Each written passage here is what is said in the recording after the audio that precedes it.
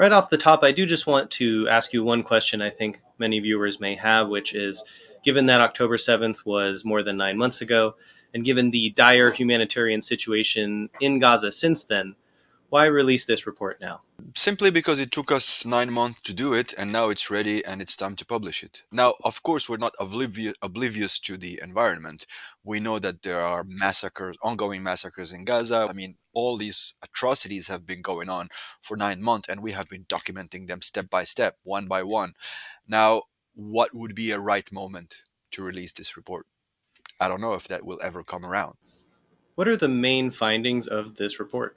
The first thing to say is that this report is unique in its scope. This is the first comprehensive report that examines almost every attack on a civilian site, and there were 25 civilian sites that were targeted. It proves that the attack was highly planned, highly coordinated, and that the purpose of it was to kill civilians and to take civilians hostages. Palestinian fighters shot civilians directly, including immediately after arriving to the kibbutzim, sometimes point blank, sometimes while civilians were trying to flee, sometimes while civilians were just driving their car past the zone. They burned homes, and when the people inside the home starting to get asphyxiated and had to get out, they either shot them or captured them and made them hostages.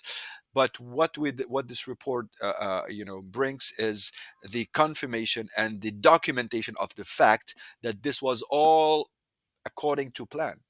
What's been the response to this report from Hamas and from the Israeli government?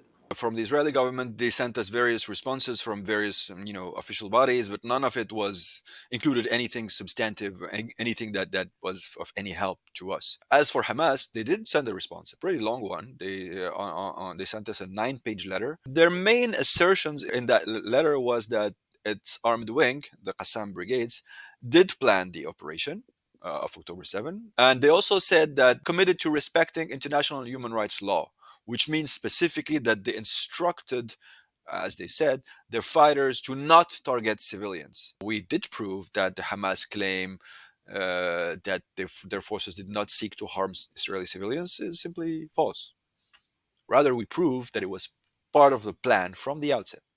What do you hope the impact of this report will be now? So, with this report, we just hope that it will, you know, be used just like the other reports, which is as a piece of evidence on which international justice will be served, and also advocacy efforts will be built to pressure, hopefully efficiently, international powers to do what's right